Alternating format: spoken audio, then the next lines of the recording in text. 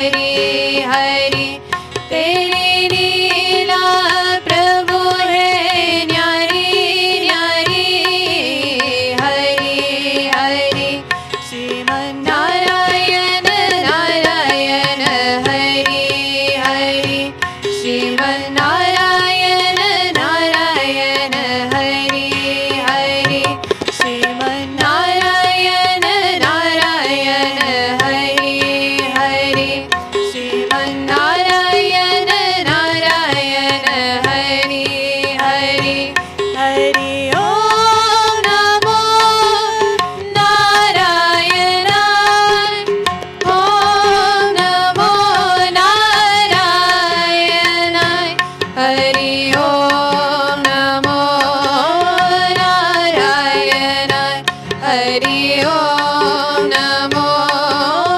नारायणाय हरि ओम नमो नारायणाय ओम नमो नारायणाय हरि ओम नमो नारायणाय हरि ओम नमो नारायणाय श्रीमन नारायण नारायण हरि हरि श्रीमन नारायण नारायण हरि हरि श्रीमन नारायण नारायण हरि हरि श्रीमन नारायण नारायण हरि हरि तेरी लीला प्रभु है न्यारी न्यारी हरि हरि तेरी लीला प्रभु है न्यारी न्यारी हरि हरि श्रीमन नारायण नारायण हरि हरि श्रीमन नारायण नारायण हरि हरि श्रीमन नारायण नारायण हरि हरि श्रीमन नारायण नारायण हरि हरि हरि ओम नमो नारायणाय ओम नमो नारायणाय हरि ओम नमो नारायणाय हरि ओम नमो नारायणाय हरि ओम नमो नारायणाय ओम नमो नारायणाय हरि ओम नमो नारायणाय हरि ओम नमो नारायणाय श्रीमन नारायण नारायण हरि हरि श्रीमन नारायण नारायण हरि हरि श्रीमन नारायण नारायण हरि हरि श्रीमन नारायण नारायण हरि हरि तेरे लीला प्रभु है न्यारी न्यारी हरि हरि तेरे लीला प्रभु है न्यारी न्यारी Hari Hari Shriman Narayan Narayan Hari Hari Shriman Narayan Narayan Hari Hari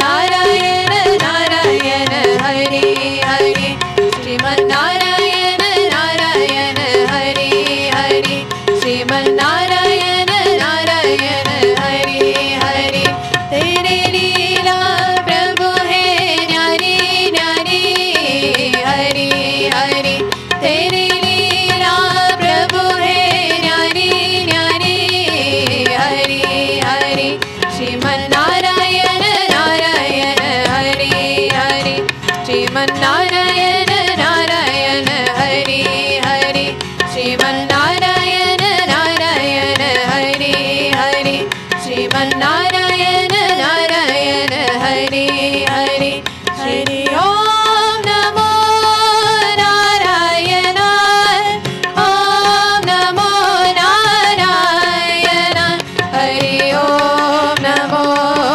Narayana Hari Om Namo Narayana Hari Om Namo Narayana Om Namo Narayana Hari Om Namo Narayana Hari Om Namo Narayana Sriman Narayana Narayana Hari Hari Sriman Narayana Narayana Hari Hari Sriman Narayana Narayana Hari Hari Sriman Narayana Narayana Hari Hari Sriman Narayana Narayana Hari Hari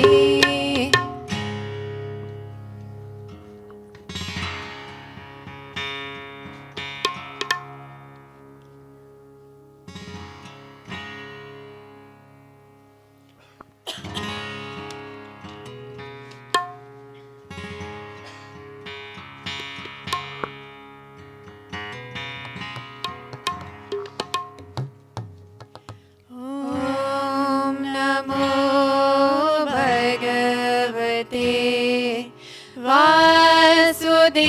Vasudevaya Om Namo Bhagavate Vasudevaya Om Namo Bhagavate Vasudevaya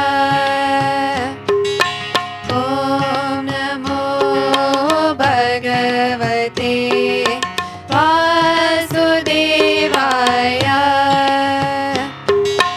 Om Namo Bhagavate Vasudevaya Om Namo Bhagavate Vasudevaya Om Namo Bhagavate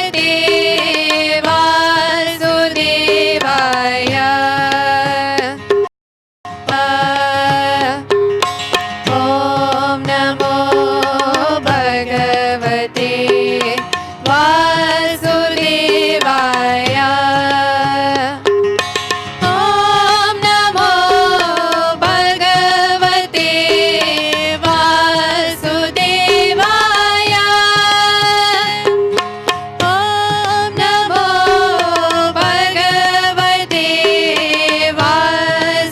Vasudevaya Om Namo Bhagavate Vasudevaya Om Namo Bhagavate Vasudevaya Om Namo Bhagavate Vasudevaya Om Namo Bhagavate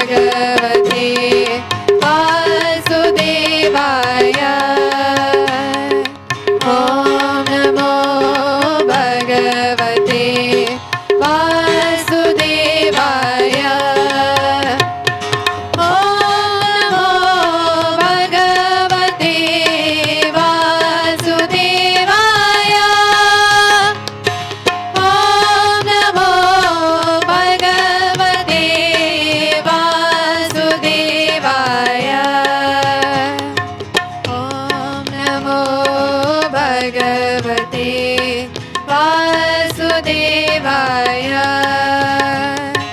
ॐ नमो भगवते वासुदेवाय। ॐ नमो भगवते वासुदेवाय।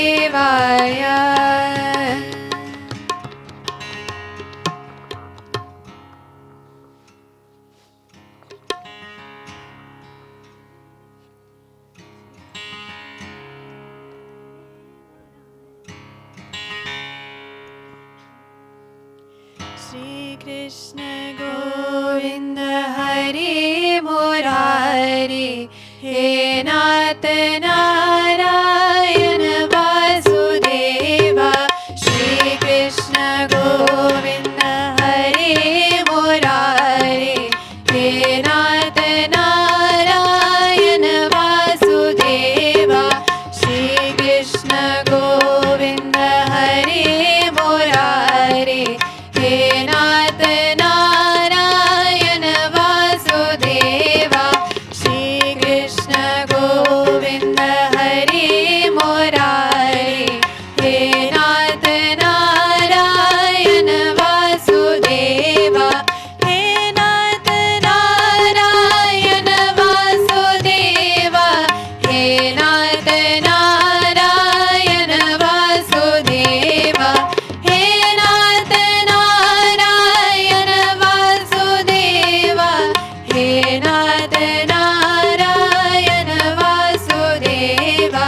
श्री कृष्ण गोविंद हरे मुरारी, हे नाथ नारायण वासुदेवा। श्री कृष्ण गोविंद हरे मुरारी, हे नाथ नारायण वासुदेवा।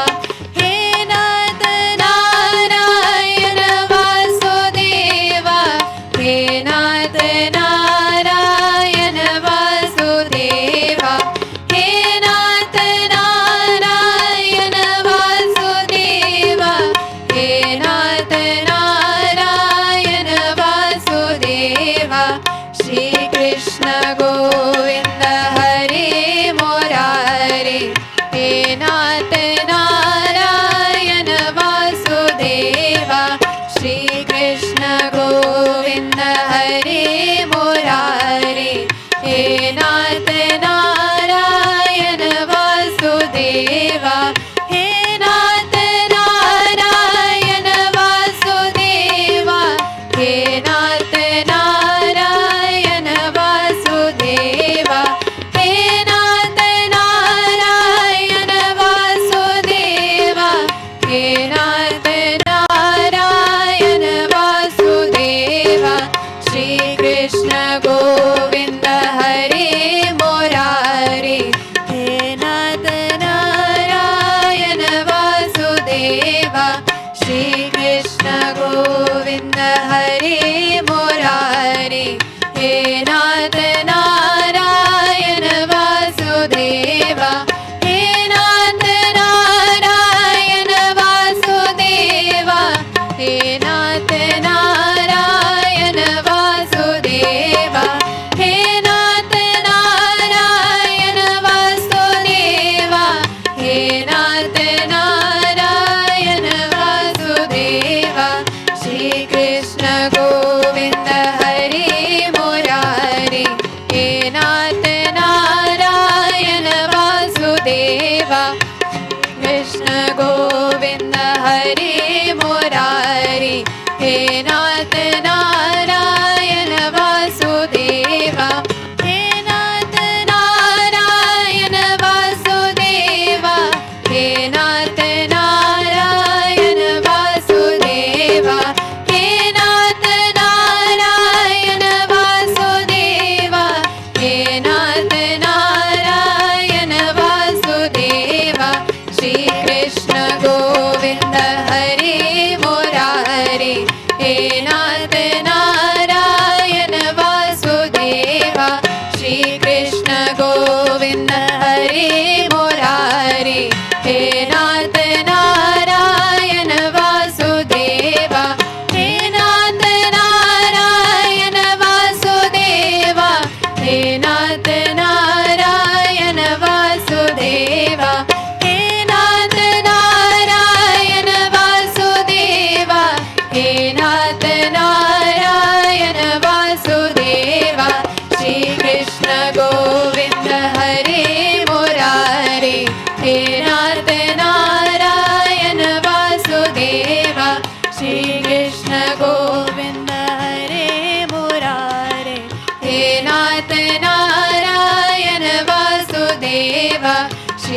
कृष्ण गोविन्द हरे मुरारे हे नाथ नारायण वासुदेवा हे नाथ नारायण वासुदेवा हे नाथ नारायण वासुदेवा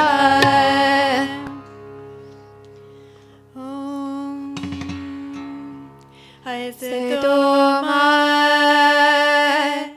सद्गमय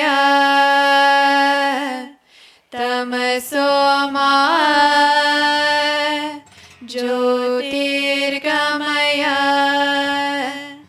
मृत्योर्मा अमृतं गमय. Everyone together.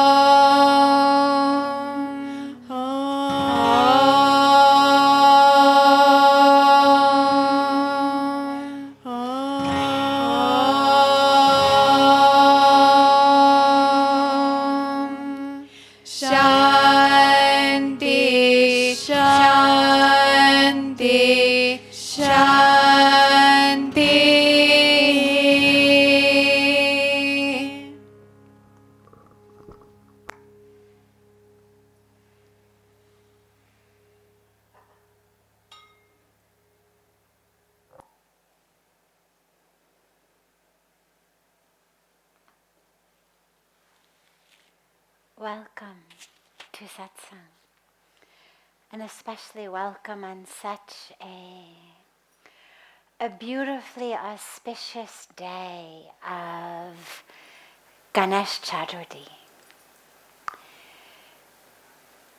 It's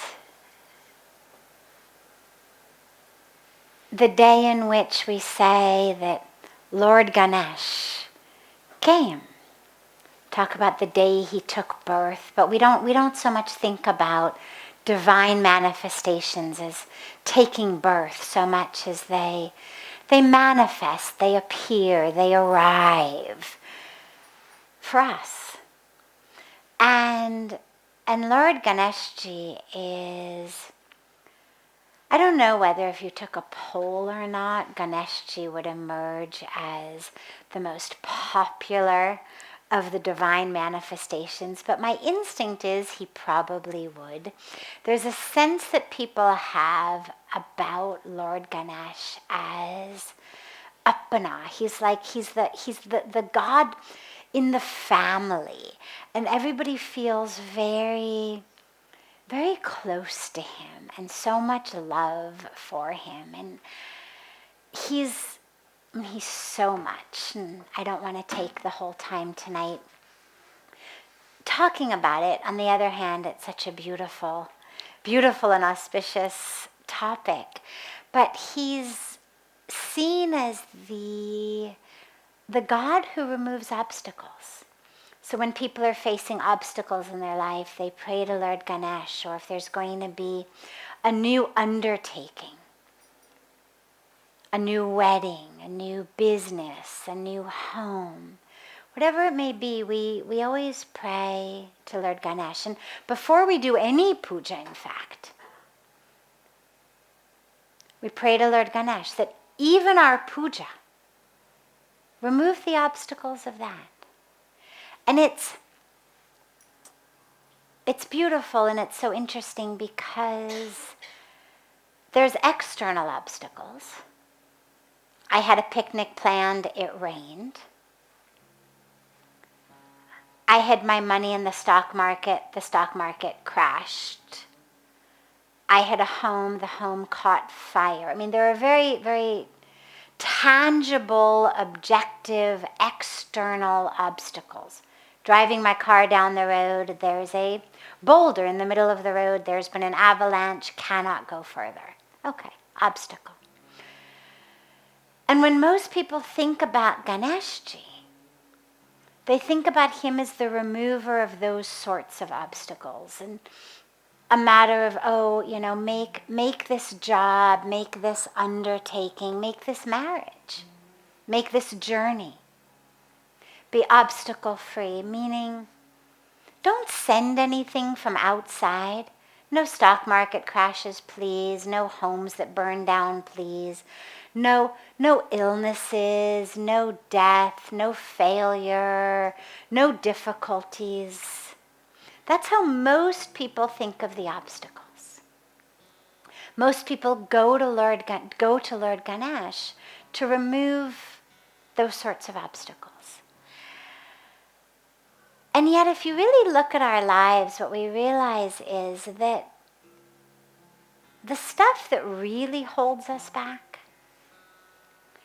in most cases, comes from inside, not outside. Yes, if you had all your money in the stock market and the stock market crashed, it's an objective obstacle, bad situation. Your house burns down, bad situation.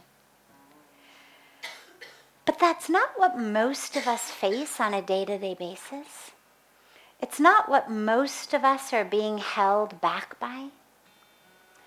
And if we really look, and if we went around the room, and I won't do it, don't worry. I don't call on people without having them raise their hands first. But if we did, if we went around and I made everybody say what their greatest obstacle is, 99 times out of 100, it's going to be an obstacle of how I see something, how I respond to something, rather than the thing itself. That doesn't make us wrong. It doesn't mean that we're a problem. People see things in different ways, like things in different ways. But when you realize that the problem is internal rather than external, it changes our prayer. The vast majority of us are held back by the obstacle of our own egos. The vast majority of us are held back by our own visions of how things should be. So if you say, okay, what's your obstacle? Oh, my obstacle is that my boss won't give me a raise or a promotion, and I really should be the one in that corner office. I should be the one who's made vice president. Or my obstacle is that this guy doesn't love me, or this lady doesn't love me, and I'm the one they should choose. Or my obstacle is I want to achieve something, I'm not able to achieve it. Meaning, in all of these cases, I've got a vision of how I think things should be. I should be the one with the nice office and the high post. I should be the one who gets chosen. I should be the one everybody's nice to and respectful of. And because I'm a good person, why not be nice to me, right? I'm nice to people. You should be nice back to me. So I have this expectation. And then when it doesn't happen, I get upset. But the obstacle is not the people outside. The obstacle is my attachment to how it should be. And it's a subtle difference. And you could say, well, objectively, shouldn't people be nice? Of course they should. But that's not the question. We're not in life living based only on what an ideal world should be. We're living in what is our real world. Sure, in an ideal world, everybody would see each other as self. There'd be no greed. We would all take exactly as much as we need.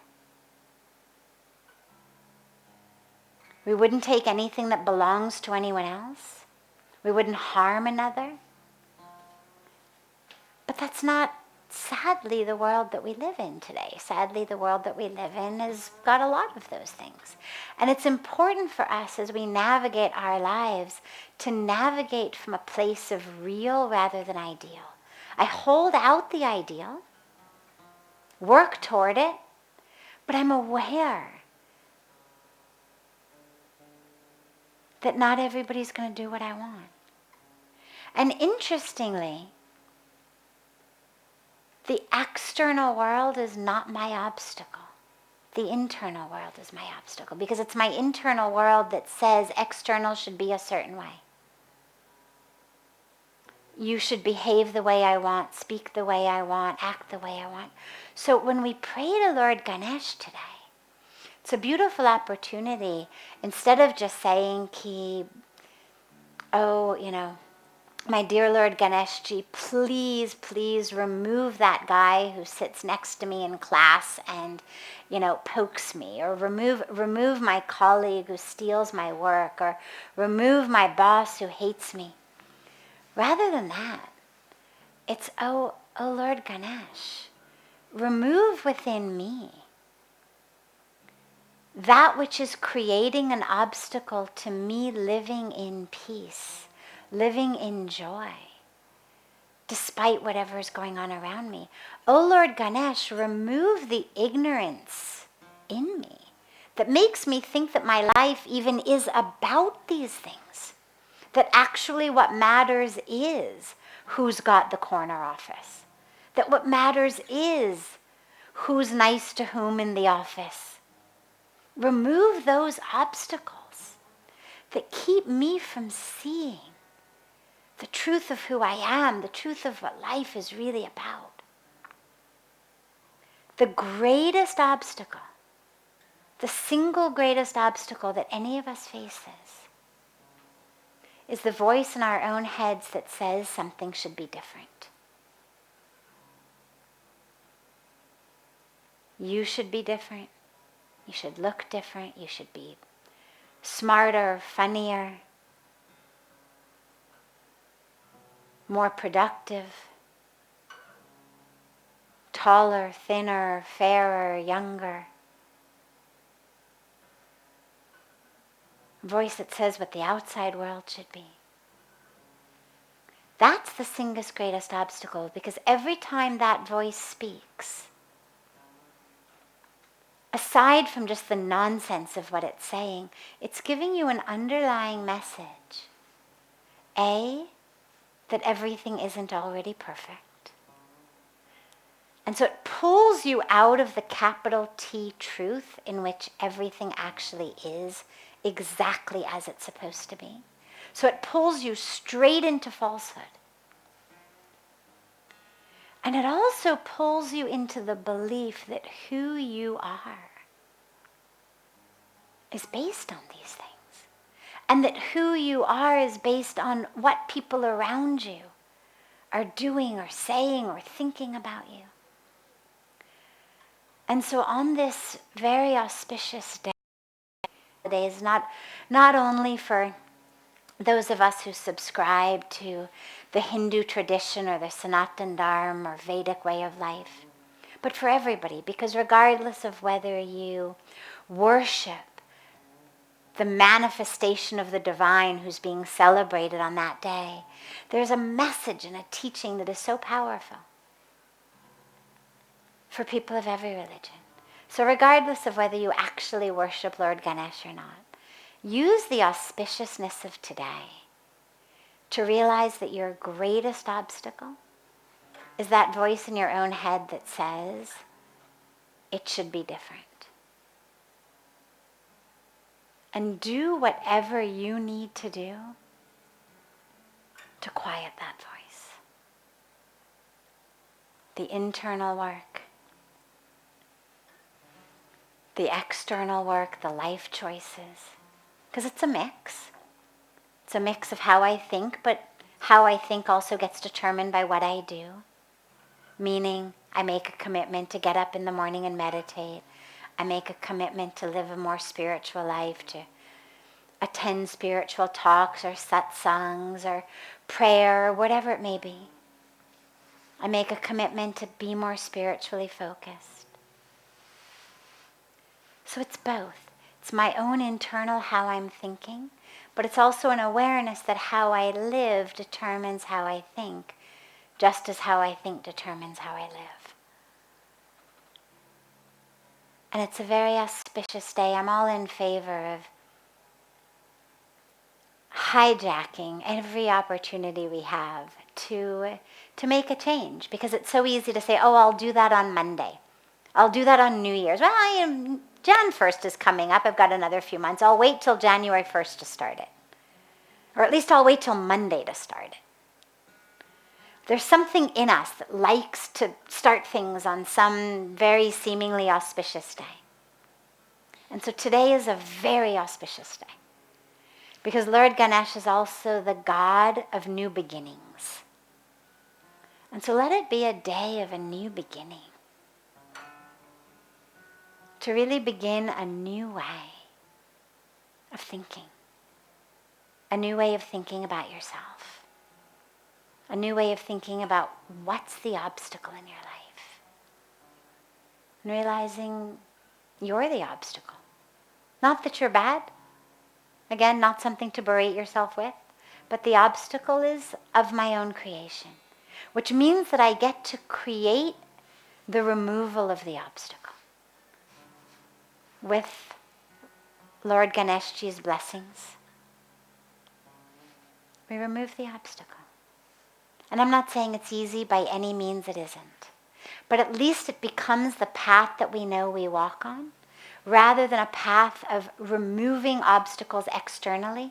Remove the annoying neighbor, remove the annoying colleague, remove the annoying boss, get a different job, get a different colleague, get a different neighbor, get a different spouse, get different in-laws, get different, get plastic surgery to remove the annoying parts of my body. Whatever it is, we just keep trying to remove things outside.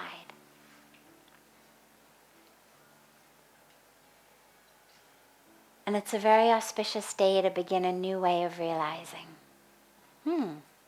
obstacles in my way of thinking, and to work to remove that.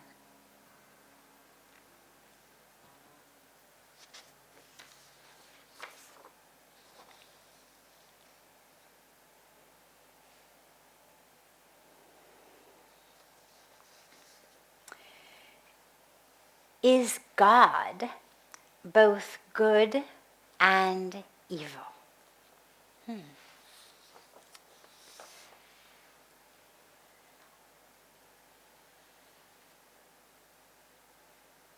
God is everything, but evil arises. Evil arises out of ignorance.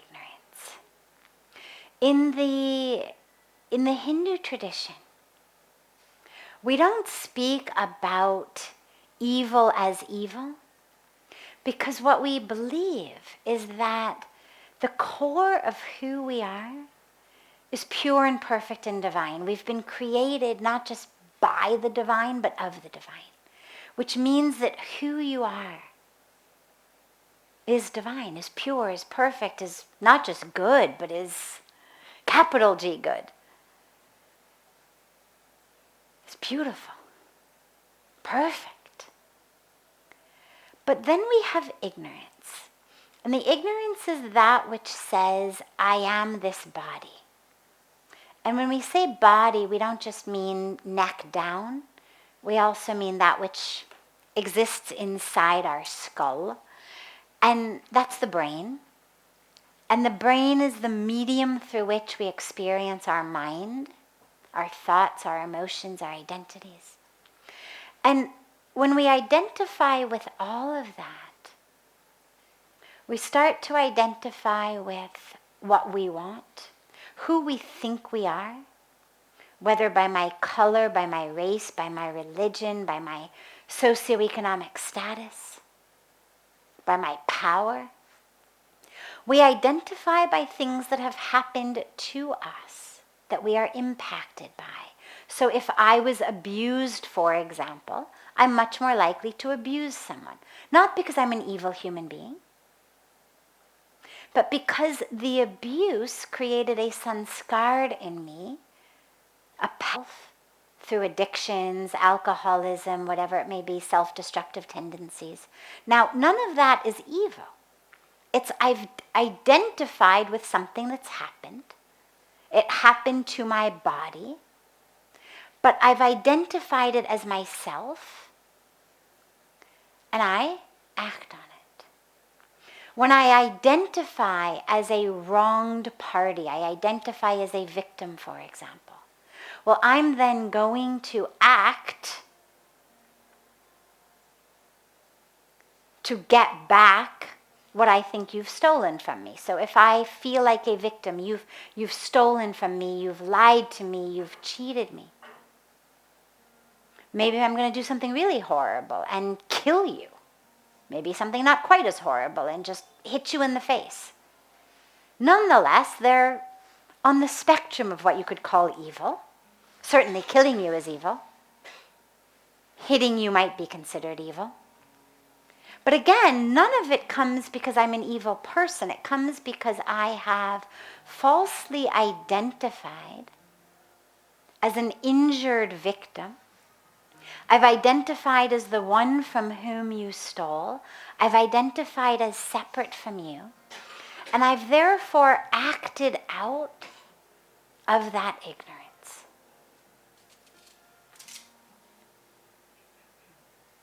If you look at all of that which we consider evil in the world, it all arises out of ignorance. And ignorance is an umbrella. Under the umbrella of ignorance, we get ego, we get greed, we get lust, we get delusion, we get all of that that leads us to do things that could be termed evil. But we are not evil. We are ignorant. So when we speak about God, God is not evil. We are not evil. Even people who do evil things are not evil. They are ignorant. Now, it doesn't mean that we're minimizing the horribleness of what they've done. It doesn't mean that we're minimizing the punishment that they should receive, karmic punishment as well as legal punishment. But it means that there isn't a gene that's evil. There's genes that impact our brains in different ways that make it less easy for us to connect and empathize with others, easier for me to harm others, but that's not evil. That's deficient. That's defective. Not evil.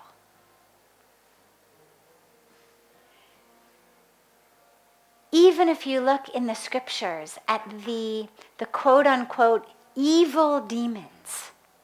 So you take, for example, the story of the Ramayana, the great epic of the Ramayana. Well, so who's the demon of the Ramayana? Ravan, right? The demon king, the evil one. Well, interestingly, he actually wasn't. He was actually a brilliant Vedic scholar.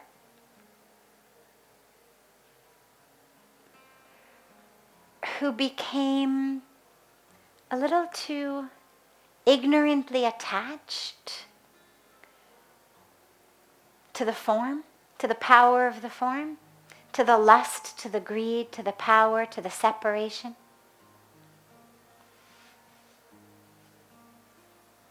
To the victimness of how dare you harm my sister. To the whole story that led to the evil acts stemmed not from evil inside, but from ignorance. And so this is where it's so important for us to ensure the cultivation of gyan, the cultivation of true knowledge.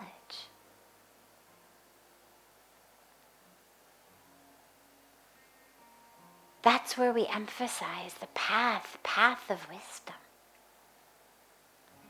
Yes, being kept from evil is a separate benefit, but the path of wisdom is the path that takes us to know the truth of who we are, to experience the divine.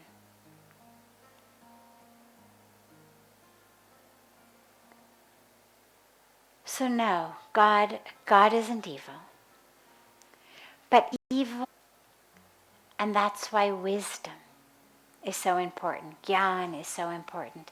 Light is so important. So if you ever find yourself either on the verge of doing something that you know is evil or feels evil, or with someone who you think is going to do something that seems evil, rather than telling them what horrible people they are or telling yourself what a horrible person you are, see what you can do to bring about wisdom. See what you can do to lessen the death grip on ignorance that they're holding. And whether wisdom can begin to blossom and brew there.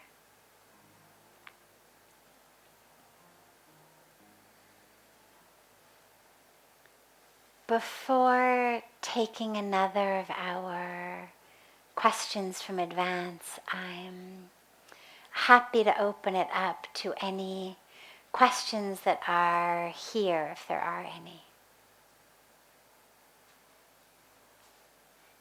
Yes. Sadhviji, can you say something about, maybe follows on a little bit from what you've been saying, the difference between regret and guilt? So you're talking about acts where one is trying to apply wisdom in the moment, but if one has been in ignorance. So I was wondering if there was a difference in motivation, and also if you could say something about how to work, particularly with a feeling like guilt, to come to something perhaps more constructive. Okay.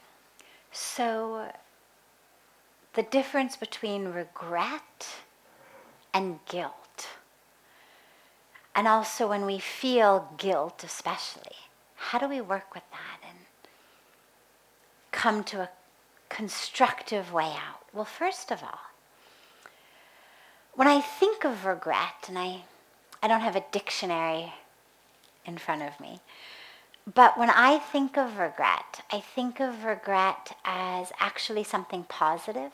I think of regret as the voice of my conscience that says I could have done better. I was not as awake or skillful as I could have been in that moment. And I think regret is good because it enables us. It doesn't feel good. And so if you know that you regret it every time you act a certain way, if you're conscious and awake and moving on your spiritual path, you're going to try to avoid those things that make you regretful. Like if you really love the way chocolate tastes, for example, but when you eat chocolate, you end up with a stomach ache. Eventually you may realize, well, okay, maybe just a little bit, or maybe not at all, not because it's bad, but because I'm an awake, conscious person. And what I've realized is that particular choice leads to pain for me. Now, there's nothing inherently wrong with eating chocolate, but if it hurts your stomach, do it enough times and eventually you stop doing it if you're conscious and awake and you have a choice. In the same way with things that we know really are not nearly as harmless and even pleasant as eating chocolate may be, but things like hurting others. Things like being impatient.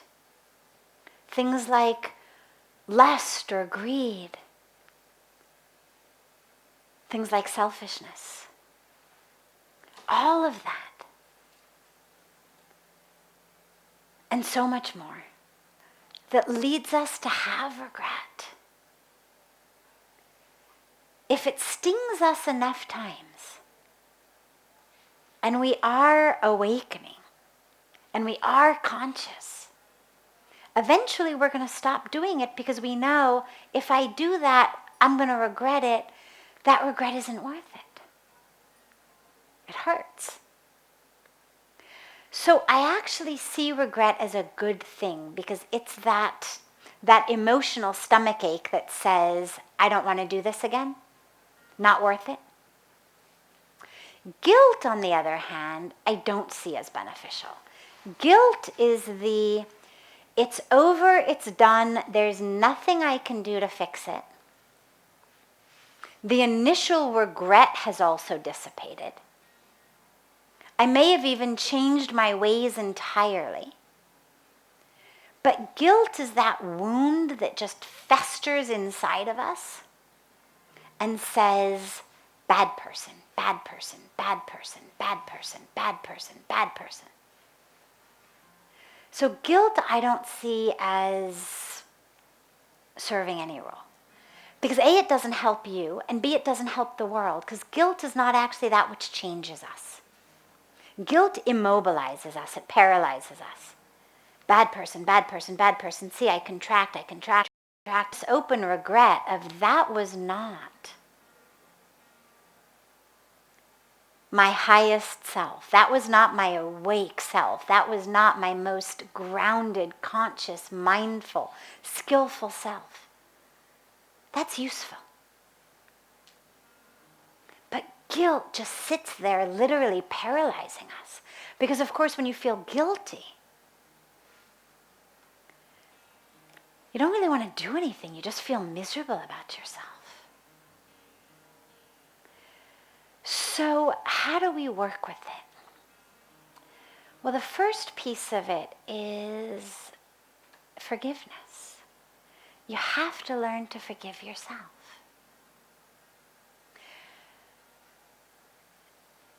You're doing the best you can. We all are. Doing the best you can. In every moment. With whatever's in your toolbox at that moment. You're doing your best. And with the 20/20 of hindsight, with a totally different toolbox, I can look back and say, that was horrible. I'm a horrible person, shouldn't have done that. But in that moment, I didn't have the tools to do any differently. The only thing I can do in this moment is start finding those tools so I don't do it again. Okay, some point in the past required patience, required love, required understanding. I didn't have it. At that moment, all I had was stress and fear, unconsciousness, self-protection. And so I acted out of that. And now I feel horrible. So the initial regret, good. There should be a little bit of a sting so that next time I'm not so quick to do it. Next time maybe I'll look a little bit longer for some more tools. But that festering guilt serves me no purpose other than let it be a catalyst. Let it be a catalyst that says, all right, there are going to be moments in the future I can't redo my past. Unfortunately, none of us can rewind life. You can't call back an arrow that's been shot from a bow or words back into your mouth. And it's sad. It would be nice if we could. You know, on a computer, we have this Control-Z, right? Undoes the very last thing you just did. Or on an Apple, maybe it's Apple-Z. And it would be great if you had that in life. I know that I'm spending too much time at my computer when I do something like spill a glass of water, and the first impulse in my mind is, oh, I'll just Control-Z that. And then a voice will come in and say, actually, you got to go get a towel and clean it up, because this is life, not a computer. But it would be great. It would be great if we had the ability to just Control-Z it and undo it. But we don't. What we do have the ability, though, is to know that situations are going to arise again. That are going to require love, require patience, require understanding. So if I didn't have the tools then, how can I make sure I have them now? If every time I get upset, I hit somebody, and every time I hit somebody, I feel horrible, well, I should be pretty sure that I'm going to get upset again. I mean, one way would be I'm never going to get upset again. That would be a fantastic, idealistic solution. A more practical solution is chances are, until I become enlightened, which I'm working on, sure, but until I get there, things will upset me. I know that every time I've gotten upset in the past, I've hit someone. I know that hitting people is wrong. I feel horrible when I do it. Therefore, let me develop the skills to manage my own frustration so that next time I get upset, I learn how to take a walk around the block. I learn how to breathe. I learn how to drink water. I learn how to paint or play my violin or sing kirtan or do anything other than hit someone. But I have to learn to develop those skills before I'm upset. And so guilt serves us only if we can let it be a catalyst. So if you find that you're guilty, use it as a catalyst. And of course, even though we can't rewind life, sometimes simply an acknowledgement of what you've done wrong to the person you hurt is incredible. For people who have been hurt, in a huge number of cases, all we want is for that person to say, I realize I hurt you. I'm so sorry I hurt you. If I could rewind life and undo hurting you, I would do everything in my power to rewind life and undo hurting you. But I can't. But I see you and I see your pain.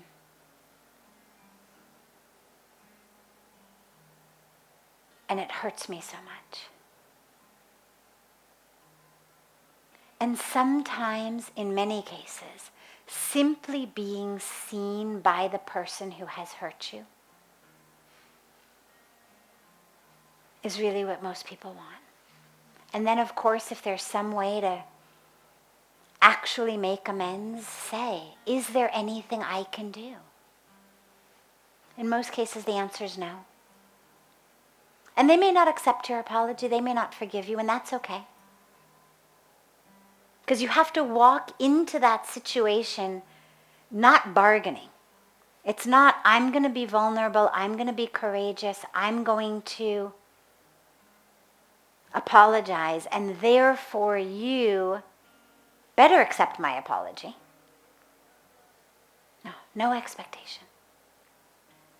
I'm doing what I need to do for me, for my guilt. They will do what they need to do for them.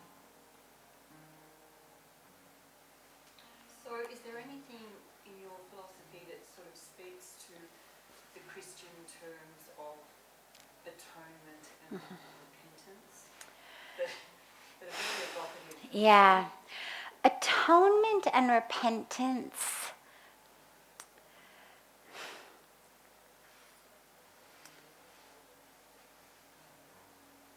So the idea that somehow we've angered God, it's not something that feels in my experience of God like an experience that I've had or that I could imagine having.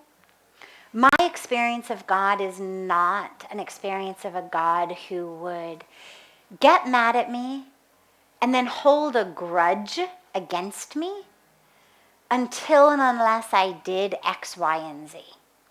It's just not my personal felt sense experience of God. But atonement and repentance are very, very good for us. Because what they do is they hit home the sense of I was unconscious, I wasn't skillful, I acted out of ignorance, atonement, if my atonement says I'm going to fast for 3 days, that doesn't feel good. I mean, it's good for my body, but it's hard to do. Or my atonement says I'm going to, stay awake all night or stand on one leg in the hot sun. You can be pretty sure I'm going to think 100 times before acting unskillfully again.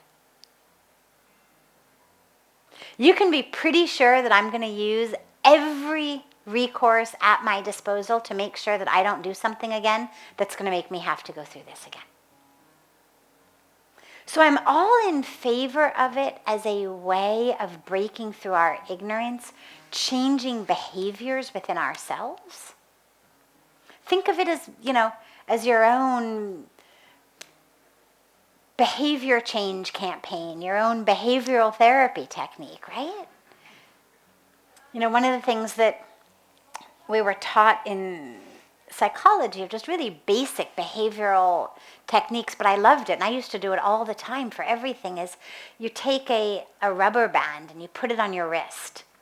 And every time you do what you don't want to do, whether it's something as little as bite your fingernails or crack your knuckles or twirl your hair or some habit, or say a swear word or tell a lie or smoke a cigarette, whatever it may be, you snap that rubber band and it burns, it hurts. And it creates this negative impression in the mind that identifies now profanity, smoking, hair twirling, whatever it may be, with pain. So I'm not in favor of self-flagellation, but I am in favor of strong methodology from spiritual traditions, from psychological traditions, from basic discipline and behavior traditions, to get us to do what we know we need to do. When I first started getting up early, and even before that, even in college when I just had to get to a class on time, I put my alarm clock on the other side of the room. Why? Because I knew if it's next to my bed, I'm going to turn it off. But if I've actually got to get myself out of bed and walk across the room, I'm much less likely to go back to bed. So whatever you need, use it. But don't let it tell you you're a bad person. It's not atonement because you're bad, sinner. No. It's just you've spent a lot of decades indoctrinating ignorance into yourself. And so it takes time to inculcate a new habit, a new way of being. So if every time you do that which makes you feel guilty, you create a personal atonement practice that's not something you look forward to, great. But just make sure that it doesn't have the emotional component of you are bad. Just, you were ignorant. You were unskilled. You were not living in your truth. Let it be that. Okay?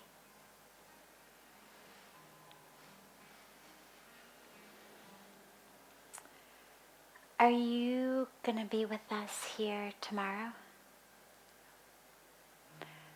You're not. Okay. So then we'll take it quickly. Sorry. That's okay. Just in line with what you Yes. talked about, the Day of Atonement is coming up. I've got your question in line with your question too. In the Jewish religion, which is Yom Kippur. Yes, of course. And there's a few days between the New Year and the Day of Atonement, and then you feel like God is judging you. Yes. Throughout that whole time. I'm sort of swaying away from that because I don't. It doesn't really get explained during the ceremonies. What are your feelings about? Okay, so I wish very, very deeply at this moment that sitting with me here was my dearly beloved mentor, friend, Rabbi Rosen, because he was the chief rabbi of couple of different countries. He's now a very, very renowned Jewish leader in Israel. But he is the one who explains everything in a way that makes so much sense on a deep heart spiritual level.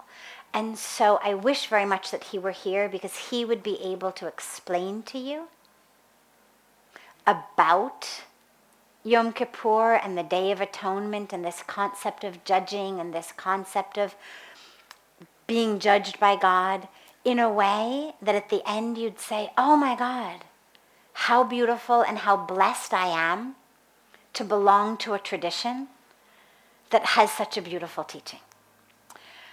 I cannot, unfortunately, channel him. So I cannot tell you what he would say. But what I can tell you, from the amount of time that I have spent with him and the number of different questions on different topics that I've heard him answer, is, and also just from my own personal experience of God, which wasn't a God by the Hindu sense of God or God by a Jewish sense of God, just God. Because when you experience God, you're not experiencing a Christian God or a Jewish God or a Hindu God or a Muslim God. When you experience, it's just God. It's not a matter of God judging you. It's a matter of a law of karma. There are things that you have done in the past year that will bear fruit in the next year, things that you've done in previous years that will be bearing fruit in this next year. When we talk about the law of karma, by the way, they're speaking about the upcoming holidays in the Jewish tradition, in which it's believed that during this time the book of life is being written by God, and who's going to live and who's going to die and who's going to be sick and who's going to be well, and all of that gets written in this book at that time. And there's the most holy day of the year called the Day of Atonement. And so that's what they're referring to in the question. There are things you've done that will bear fruit in the next year. That if you put money into a fixed deposit a certain number of years ago that had 2020 as the year of maturity, you could know, all right, this fixed deposit's going to mature, I'm going to get this much money. Not because you're clairvoyant, but because you could see, I put this money into the fixed deposit at this rate of interest, it's maturing, this is how much I'm going to get. So it's not a matter of God sitting up there deeming she's good, she's bad, he's good, he's bad. Some of it is going to be your karmic fruits. But also what you have to realize is the act of atoning makes who you are different. And what that means is you're going to act differently. If the atonement was real, you're going to be a different person, act in a different way, which means that different things will happen to you. So it's not that things are being predestined, predetermined on this day for the next year. You are co-creating your next year. If you really atone, if you really pray, if you use these high holidays to really transform who you are, you will act differently. And when you act differently, different things will happen. So it's not that God needs our atonement. And again, I'm not saying this from any sense of a Judaism expertise. It certainly may be that in the scriptures it is said that God needs your atonement. And again, if I had Rabbi Rosen here, he would explain why. But in terms of my experience, what I know, it's not that we're doing it for God. The pujas that we do here, the ceremonies we do, we're offering to God, but we're doing it for ourselves. God doesn't need our rice or our milk or our ghee or our flowers or our fruit or our prayers. We need them to purify ourselves. And the us who is purified will act differently. Pujya Swamiji always says, when you bathe in Ganga, it's not that you are absolved from past sin and therefore you can go out and do it all over again. I translate that to mean that it's not like a get out of jail free card. It's only there when you have a bath in Ganga that changes you. And when it changes you, when Ganga purifies you on the inside, then you walk out a different person. And when you're a different person, then your whole karmic package changes. So use these days to atone, not because God needs it, but because you need it. Use it as a way to change yourself. So that regardless of what's written in the book, you in the next year are different. Write your own book. Write your own book this year. That pen's in your hands.